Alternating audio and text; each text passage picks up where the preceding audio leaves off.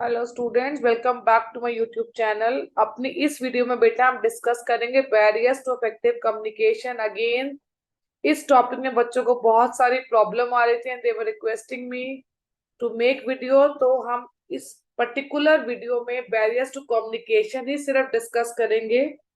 As you can see on my screen, हमारे पास सबसे पहले सिमेंटिक बैरियर्स गिवन है। और बेटा सिमेंटिक बैरियर्स हमारे लिंग्विस्टिक बैरियर होते हैं। इसमें हमारे पास 6 बैरियर्स गिवन है। badly expressed messages, symbol with different meaning, faulty translation, unclarified assumption, technical jargon, and body language and gesture. You can see here I have taken ABC। समझ नहीं आ रही है सामने वाले को, यहाँ पे वो लिंग्विस्टिक बैरियर को रिफ्लेक्ट कर रहा है। और इसमें हमारे पास 6 बैरियर्स गिवन है। Psychological barriers related to mind, we can say premature evaluation, lack of attention, loss by transmission and poor retention, distrust। Again ये सारे पॉइंट दिमाग से रिलेटेड है, माइंड से रिलेटेड है। फिर हमारे पास 5 ऑर्गेनाइजेशनल बैरियर्स गिवन है। ऑर्गेनाइजेशन की policy, rules and regulation, status, complexity in the organizational structure, organizational facilities, and then 4 points are given in personal barriers। तो देखो आप इसको याद कर सकते हैं। 6 4 5 4, 6 semantic barrier, 4 psychological barrier, 5 organisational barrier, again 4 personal. Person related, that person could be either the superior और it could be a subordinate. तो यहाँ पर भी बैरियर्स आ रहे हैं। और यहाँ पर बैरियर्स क्या है? Fear to challenge authority, lack of confidence of superior on his subordinates, unwillingness to communicate and lack of proper incentives। अपनी अगली स्लाइड में हम इन्हीं पॉइंट्स को थोड़ा डिटेल में डिस्कस करेंगे। अभी के लिए आपको ये पता होना चाहिए कि हमारे पास 6 सिमेंटिक बैरियर है, 4 साइकोलॉजिकल है और 4 ही पर्सनल बैरियर्स हैं। साइकोलॉजिकल बैरियर्स दिमाग से रिलेटेड, पर्सनल कहीं ना कहीं दिल से रिलेटेड, ऑर्गेनाइजेशनल सिस्टम से related, semantic linguistic barriers. Now moving to our next head. सबसे पहले हम डिस्कस करेंगे semantic barriers. As you can see on my screen कि यहाँ पर आपको लैंग्वेज रिलेटेड प्रॉब्लम है मैसेज को एनकोड और डिकोड करने में, यानी एक्सप्रेस करने में भी प्रॉब्लम है और उस एक्सप्रेस्ड मैसेज को इंटरप्रेट करने में भी प्रॉब्लम है। और वो प्रॉब्लम क्यों आ रही है? हो सकता है वर्ड्स का जो सिलेक्शन है वो रॉन्ग है, या ट्रांसलेशन गलत है, या हो सकता है उस वर्ड के डिफरेंट मीनिंग है, इसलिए हम डिफरेंट इंटरप्रिटेशन लगा रहे हैं। तो this is the meaning of semantic barriers. हम अपना पहला बैरियर डिस्कस करेंगे, बैडली एक्सप्रेस्ड मैसेजेस। और ये मैसेज अगर मैं अपनी बात करूं, when I am writing WhatsApp message, तो मुझसे ये बहुत बार गलती होती है कि कई बार मैं वोकैबलरी के वर्ड्स खा जाती हूँ, दैट मीन्स मैं मिस कर जाती हूँ। कई बार रॉन्ग वर्ड्स भी ऑटो टाइप में चले जाते हैं, मे बी ऑमिट हो जाते हैं नीडेड वर्ड, जिससे मैसेज का सेंस ही बदल जाता है और सामने से एक क्वेश्चन मार्क आ जाता है कि I don't understand what you mean. That means जहां पर आप अपने मैसेज को सही से फ्रेम नहीं करते because of इनएडिक्वेट vocabulary, wrong words का सिलेक्शन है, या नीडेड वर्ड्स को आपने ऑमिट कर दिया। Second is symbol with different meaning. एक वर्ड का एक से ज्यादा मीनिंग हो सकता है। आप रिसीवर किस मीनिंग को यहाँ पर रिसीव कर रहा है, ये बहुत इंपॉर्टेंट है यहाँ समझना। एनसीईआरटी में हमारे पास एग्जाम्पल भी गिवन है। वैल्यू का मीनिंग डिफरेंट सिचुएशन में डिफरेंट हो सकता है। Like what is the value of this ring, that means I am asking the value of this ring in rupee. What is the value of our friendship? यहाँ पर अगर मैं friendship की बात बोलूं, that means my friendship with you is worthy। It means it cannot be expressed in terms of money। एक में monetary term की बात हो रही है, एक तरफ हम importance की बात कर रहे हैं। और last, what is the value of learning computer? That means what are the benefits of learning computers? तो यहाँ पर हमारे पास 3 एग्जाम्पल गिवन है, एक रिंग का गिवन है, एक लर्निंग कंप्यूटर का गिवन है और एक हमारे पास फ्रेंडशिप की वैल्यू का गिवन है। So again you can use this example, और एग्जाम्पल जरूर लिखने हैं एग्जाम में। नेक्स्ट बेटा हमारे पास आ रहा है फॉल्टी ट्रांसलेशन। अगर ट्रांसलेटर प्रोफिशिएंट नहीं है दोनों लैंग्वेजेस में, तो वो मिस्टेक कर सकता है जब ट्रांसलेट कर रहा है, कम्युनिकेट कर रहा है। इसके मुझे तो बहुत अच्छे एग्जाम्पल लगते हैं। मेरा सर चक्कर खा रहा है, that means my head is eating circle circle. मैंने उसी हिंदी को इंग्लिश में कन्वर्ट कर दिया। आलू बुखारे को बोला पोटैटो फीवर। तो यहाँ पर मेरी ट्रांसलेशन जो है वो फॉल्टी है। अनक्लैरिफाइड assumption, कई बार कम्युनिकेशन में आप मान लेते हैं पहले से ही. फॉर एग्जाम्पल, बॉस ने बोला कि जाकर आप अपने सबॉर्डिनेट को जाकर हमारे गेस्ट को जो है उसका ध्यान रखना, उसको एयरपोर्ट से ले आओ. अब सबॉर्डिनेट ने क्या समझा, उसने सोचा कि बॉस कह रहा है कि सिर्फ हमें अपने गेस्ट को उसकी होटल तक छोड़ना, जबकि बॉस का यहाँ कहना था, एज्यूम्ड कहना था, जो हमारी रॉन्ग एजम्पशन थी, रॉन्ग इंटरप्रिटेशन थी, कि जब तक गेस्ट यहाँ है उसका पूरा ख्याल रखना, उसके खाने पीने का, उसके घूमने फिरने का. दिस इज अनक्लैरिफाइड assumption, जहां पर हमने ठीक से बात को नहीं क्लियर किया और सामने वाले ने assumption में सिर्फ यही माना कि उसको ड्रॉप करना था. Again this is an example of NCERT that you have to use in your paper. Body language and gesture decoding, कई बार ऐसा भी होता है हमारी बॉडी और जेस्चर्स डिफरेंट मीनिंग रिफ्लेक्ट कर रहे होते हैं, जबकि हम कम्युनिकेट कुछ और कर रहे होते हैं, रो रहे हैं और कह रहे हैं कि नहीं I am okay, although the body is reflecting that we are not at all okay. थके हुए हैं, फेस पर एक्सप्रेशंस आ रहे हैं, but still we are working. और कोई पूछ रहा है कि क्या हो गया, you are saying no I am absolutely fine. तो जो आप कह रहे हैं फाइन, वो आपका फेस नहीं रिफ्लेक्ट कर रहा है कि you are fine. So again these are barriers to communication. Again I am reiterating, 5 है. बैडली एक्सप्रेस्ड मैसेज, आपने बातें खा ली, शब्द खा लिए. सिंबल विद डिफरेंट मीनिंग, एक ही शब्द के बहुत सारे मीनिंग हो सकते हैं. ट्रांसलेशन में मिस्टेक हो गई. एजम्पशन अनक्लैरिफाइड है, या बॉडी लैंग्वेज और जेस्चर के डिकोडिंग में भी कुछ ना कुछ लूप रह गया. Next, state of mind both sender और रिसीवर का कम्युनिकेशन को अफेक्ट करता है. एक वरिड पर्सन अच्छे से कम्युनिकेट नहीं कर सकता, एक एंग्री पर्सन अच्छे से मैसेज को रिसीव नहीं कर सकता, अंडरस्टैंड नहीं कर सकता.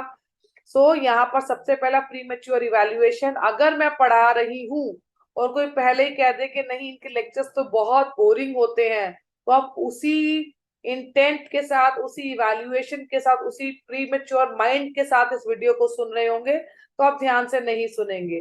सो दैट मीन्स जो मैं यहाँ पर कम्युनिकेट कर रही हूँ, जो डिलीवर कर रही हूँ, आप उसको सही से नहीं सुनेंगे, क्योंकि आपने पहले ही एक माइंड में स्टीरियोटाइप बनाया हुआ है.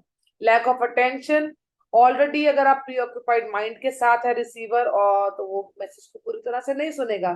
फॉर एग्जाम्पल, अगर बॉस किसी बहुत इंपॉर्टेंट फाइल में फंसा हुआ है और मैं जाकर बोलूं कि मेरे घर में प्रॉब्लम, मुझे छुट्टी चाहिए, वो बोल दे नहीं आज नहीं जाना, ये रीजन इसलिए नहीं है कि वो एम्पथाइज नहीं कर रहा है, इसलिए क्योंकि वो इतना प्री ऑक्यूपाइड था, उसका माइंड बिजी था, कि उसने शायद मेरी बात को सुना भी नहीं होगा कि मैं छुट्टी क्यों मांग रही हूँ. What is a personal reason. Lack of attention is also a reason which is psychological. दिमाग जो है वो ऑक्यूपाइड है. Loss by transmission and poor attention, जब हम कम्युनिकेशन में अपने मैसेज को पास करते हैं डिफरेंट लेवल से, तो चाइनीज विस्पर की तरह हो सकता है जो एक्चुअल मैसेज है वो कहीं ना कहीं जो उसका एसेंस है वो खत्म होता जाए when we keep on sharing the same message. और ये प्रॉब्लम मेजरली तभी आती है when it is oral communication. Second, इसी में पॉइंट है पुअर रिटेंशन. आप इंफॉर्मेशन दे रहे हो, जैसे मैं ये पढ़ा रही हूँ, पर हो सकता है कुछ बच्चों कल ये एग्जाम में फिर भी नहीं याद आए. It is because of poor retention. तो चीजों को समझने के बाद, कम्युनिकेट करने के बाद, it is equally important to retain them. And then comes distrust. Problem communicator और कम्युनिकेटर के बीच में तब भी आती है जब एक दूसरे पर उन्हें विश्वास नहीं होता. तो again it is all mind game. या तो पहले से ही आपने धारणा बना लिए प्रीमेच्योर इवैल्यूएशन, या आपका ध्यान नहीं है, या आप याद नहीं रख सकते, या आपको विश्वास नहीं है. These all are psychological barriers. So 4 barriers are there: premature evaluation, lack of attention, loss by transmission or attention, और distrust. आगे बढ़ते हैं. जब आपको ऑर्गेनाइजेशन का स्ट्रक्चर सही से समझ में नहीं आता, या बहुत ही कॉम्प्लेक्स और कम्बरसम लगता है, तो या रूल्स और रेगुलेशन बहुत ज्यादा, तो वो भी एक कारण हो सकता है कम्युनिकेशन ना ठीक से होने का. दैट मीन्स अगर ऑर्गेनाइजेशन की जो पॉलिसी है वो सपोर्टिव नहीं है कि जो सबॉर्डिनेट है वो फ्रीली बात कर पाए अपने सुपीरियर से, तो कहीं ना कहीं free flow of communication hamper होता है. देन रूल्स एंड रेगुलेशन, अगर आपको प्रॉपर प्रिस्क्राइब चैनल फॉलो करना है लाइक स्केलर चेन, तो वो भी एक रीजन हो सकता है कि आपको आज ही अपने किसी कम्युनिकेशन, अपने किसी मैसेज का रिप्लाई चाहिए था which was very important, but because you are following a proper channel of communication, तो हो सकता है कि आपको आपकी बात का जवाब डिलेड मिले, तो again it is a barrier. Centralised communication, जहां पर सब कुछ सेंटर से होगा, टॉप लेवल ही सारे डिसीजन लेगी, चाहे मिडिल लेवल कुछ कम्युनिकेट कर रहा है या लोअर लेवल कर रहा है, तो वहां पर एक्शन जो है डिलेड, क्योंकि ऑलरेडी सेंट्रल अथॉरिटी के पास हो सकता है और भी बहुत से काम हो। Status is also an issue, जहां पर सुपीरियर का साइकोलॉजिकल डिस्टेंस क्रिएटेड रहता है अपने सबॉर्डिनेट के साथ। एक कॉन्शियस मैनेजर कभी भी अपने सबॉर्डिनेट को उसकी फीलिंग्स को इजिली एक्सप्रेस करने नहीं देता। तो देखो दोनों पॉइंट्स अलग है, एक तो ऑर्गेनाइजेशन की पॉलिसी ही है, और एक हो सकता है कि एम्प्लॉयर या मैनेजर या जो भी टॉप लेवल पर है हमारे कम्युनिकेशन के मैसेज को सुनने के लिए, वो पहले से ही कॉन्शियस है and they are not allowing subordinate to speak. And then comes next point, complexity in organisational structure.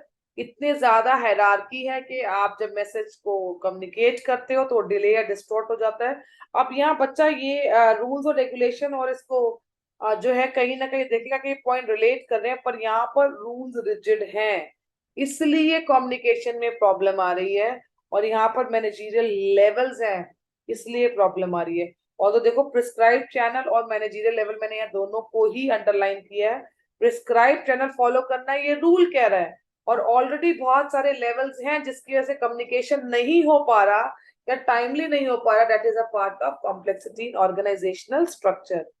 Then organisational facility, अगर आपके पास जैसे माइक नहीं है बात करने के लिए, 200 लोग हैं, तो वहां कम्युनिकेशन डिस्टॉर्ट हो जाएगा। या अगर आपकी ऑर्गेनाइजेशन में सजेशन बॉक्स नहीं है, कंप्लेन बॉक्स नहीं है, या सोशल गैदरिंग जहां पर आपके एम्प्लॉयज आपस में सोशली कम्युनिकेट कर पाए, या फ्रीक्वेंट मीटिंग्स नहीं हो रही है, तो ये भी एक प्रॉब्लम है। हो सकता है कि मैसेज जो है वो डिलेड रहे या नहीं पहुंच पाए, कई बार तो हो सकता है कि बात हो ही ना पाए both sides पर, whether it is top level or middle level or lower level.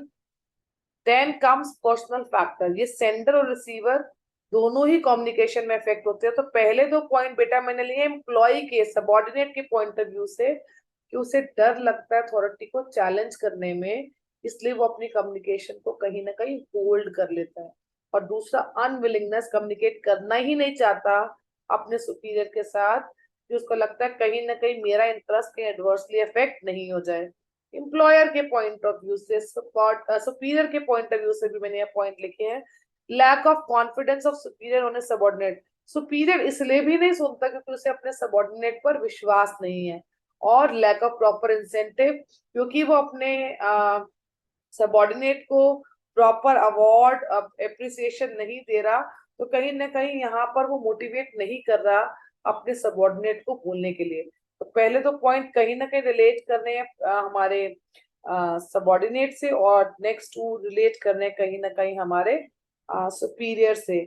और ये ऑब्वियस सी बात है, सेंडर और receiver can be both superior और subordinate, but yes personally when they feel कि नहीं हमें चैलेंज नहीं करना है, या हमें बोलना ही नहीं है, या हमें अपने पे कॉन्फिडेंस, सबॉर्डिनेट को लगता है कि नहीं, या सुपीरियर को भी लगता है कि नहीं नहीं इसकी बात ठीक हो, ऐसा जरूरी नहीं है, या फिर सबॉर्डिनेट को लगता है कि यहाँ कुछ बोलकर मिलेगा तो है नहीं, कोई अप्रिसिएशन नहीं मिलेगा, कोई एक्नॉलेजमेंट नहीं मिलेगा, तो पर्सनली ये चीजें कहीं ना कहीं उन्हें रोकती हैं कम्युनिकेट करने से।